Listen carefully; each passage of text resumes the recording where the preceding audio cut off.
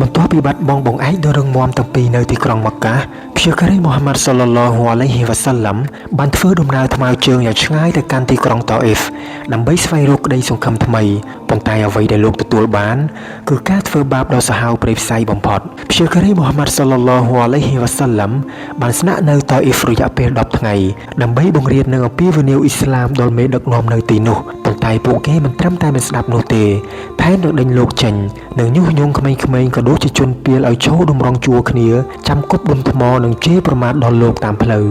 ដុំថ្មដែលពួកគេគប់បានហោះមកប៉ះជើងរបស់ព្យាការីសល្លឡោះអាឡៃហ៊ីវ៉ាសាឡាំរហូតដល់ឈាមហូរចូលពេញស្បែកជើងអ្នកដែលនៅជាមួយព្យាការីក្នុងហេតុការណ៍នេះគឺ Zaid bin Haris គាត់ក៏បានស្ទុះយកខ្លួនទៅរាំងការពារព្យាការីសល្លឡោះអាឡៃហ៊ីវ៉ាសាឡាំរហូតដល់បែកក្បាលឈាមស្រោចលើខ្លួនពួកគាត់ទាំងពីរត្រូវរត់គេចខ្លួនទាំងត្រដរហូតបានទៅដល់ជ្រោកក្នុងចំការទំពាំងបាយជូរមួយនៅពេលដែលគាត់អង្គុយក្រោមដើមទំពាំងបាយជូរទាំងកម្លាំងខ្សោយនិងចិត្តក្រៀមក្រំបំផុតនោះព្យាការីសល្លឡោះអាឡៃហ៊ីវ៉ាសាឡាំបានបួងសួងទៅកាន់អល់ឡោះស៊ុបហានាហ៊ូវ៉ាតាអាឡាថាអោអល់ឡោះជាម្ចាស់ខ្ញុំសូមត្អូញត្អែរចំពោះទ្រង់នៅភាពទន់ខ្សោយនៃកម្លាំងរបស់ខ្ញុំនិងភាពទាល់ច្រកនៃគំនិតរបស់ខ្ញុំនិងភាពតូចតាចរបស់ខ្ញុំនៅចំពោះមុខមនុស្សលោកអល់ឡោះស៊ុបហានាហ៊ូវ៉ាតាអាឡាជាម្ចាស់ដែលមានក្តីមេត្តាអាណិតស្រឡាញ់បំផុតទ្រង់គឺជាម្ចាស់របស់អ្នកទន់ខ្សោយហើយទ្រង់ក៏ជាម្ចាស់របស់ខ្ញុំដែរមួយរយៈក្រោយមកម្ចាស់ចំការបានឃើញសភាពគួរឲ្យអាណិតក៏ឲ្យទេសកលម្នាក់ឈ្មោះអាដេសយកទំពាំងមីជូរទៅឲ្យព្យាការីមូហាម៉ាត់សល្លឡោះអាឡៃហ៊ីវ៉ាសាឡាំព្យាការីមូហាម៉ាត់សល្លឡោះអាឡៃហ៊ីវ៉ាសាឡាំបានពោលពាក្យប៊ីស្មិលឡាមុនពេលដែលគាត់ហូបអាដេសដែលជាអ្នកគ្រីស្ទានមានការភ្ញាក់ផ្អើលយ៉ាងខ្លាំងព្រោះមនុស្សនៅទីនោះមិនដែលនិយាយពាក្យនេះទេក្រោយពីសន្ទនាគ្នាអាដេសក៏បានដឹងថាលោកគឺជាព្យាការីពិតប្រាកដហើយក៏បានថាបក្បាលព្យាការីមូហាម៉ាត់សល្លឡោះអាឡៃហ៊ីវ៉ាសាឡាំដោយក្តីគោរពនៅពេលដែលព្យាការីមូហាម៉ាត់សល្លឡោះអាឡៃហ៊ីវ៉ាសាឡាំនិងហារីសបានចាកចេញពីទីនោះស្រាប់តែមានពពកមកបាំងពីលើម្លេះកាត់ជីព្រីលបានលេចមុខឡើងរួមជាមួយនឹងទេវតារិសាភ្នំភ្លាមនោះទេវតារិសាភ្នំក៏បាននិយាយថាអូមូហាម៉ាត់ប្រសិនបើអ្នកចង់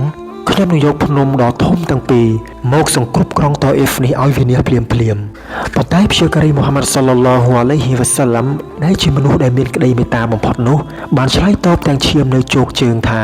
ទេកុំធ្វើអីខ្ញុំសង្ឃឹមថាកូនចៅជំនាន់ក្រោយរបស់ពួកគេនឹងក្លាយជាអ្នកដែលគោរពសក្ការៈចំពោះអល់ឡោះស៊ុបហានាហ៊ូវ៉ាតាអាឡាតែមួយគត់បន្ទាប់ពីការបួងសួងដ៏សែនកំសត់នៅក្រោមដើមទំពាំងបាយជូរព្យាការីមូហាម៉ាត់សល្លឡោះអាឡៃហ៊ីវ៉ាសាឡាំបានធ្វើដំណើរត្រឡប់មកវិញទាំងចិត្តក្រៀមក្រំប៉ុន្តែនៅពាក់កណ្ដាលផ្លូវក្នុងយប់ដ៏ស្ងាត់ជ្រលំនៃតំបន់ណាខ្លះអល់ឡោះស៊ុបហានាហ៊ូវ៉ាតាអាឡាបានបង្ហាញមុអ៊ជីហ្សាតអពុទ្ធហេតុថ្មីមួយខណៈពេលដែលព្យាការីសល្លឡោះអាឡៃហ៊ីវ៉ាសាឡាំកំពុងសូត្រកូរ៉ានក្នុងសូឡាតហ្វាជ័រស្រាប់តែមានពួកចិនមួយក្រុមបានលួចមកស្ដាប់ដោយស្ងប់ស្ងាត់ពួកគេរំភើបញ័រនឹងបន្ទូលរបស់អល់ឡោះស៊ុបហានាហ៊ូវ៉ាតាអាឡារហូតដល់ថ្នាក់ប្រកាសទទួលយកសាសនាអ៊ីស្លាមភ្លាមហើយប្រញាប់ត្រឡប់ទៅប្រាប់កូនសម្ព័ន្ធរបស់ពួកគេឲ្យដើរតាមផ្លូវត្រូវវិញទោះបីជាមនុស្សលោកបានបដិសេធនឹងព្យាការីមូហាម៉ាត់សល្លឡោះអាឡៃហ៊ីវ៉ាសាឡាំតែពួកចិនបែរជាមកទទួលយកសាសនាអ៊ីស្លាមទៅវិញនៅពេលដែលព្យាការីមូហាម៉ាត់សល្លឡោះអាឡៃហ៊ីវ៉ាសាឡាំបានត្រឡប់ចូលម៉ាកាវិញព្យាការីមូហាម៉ាត់សល្លឡោះអាឡៃហ៊ីវ៉ាសាឡាំបានចាប់ផ្ដើមព្រួយបារម្ភព្រោះសត្រូវនៅទីនោះអាចនឹងសម្លាប់លោកភ្លាមប្រសិនបើលោកគ្មានអ្នកធានាសុវត្ថិភាពទេនោះព្យាការីក៏បានបញ្ជូនអ្នកនាំសារសុំជំនួយពីមេដឹកនាំជាច្រើនប៉ុន្តែពួកគេសុទ្ធតែបដិសេធលើកលែងតែបុរសម្នាក់ឈ្មោះមុតអ៊ីមកូនអាឌីទោះបីជាមុតអ៊ីមមិនមែនជាអ្នកមូស្លីម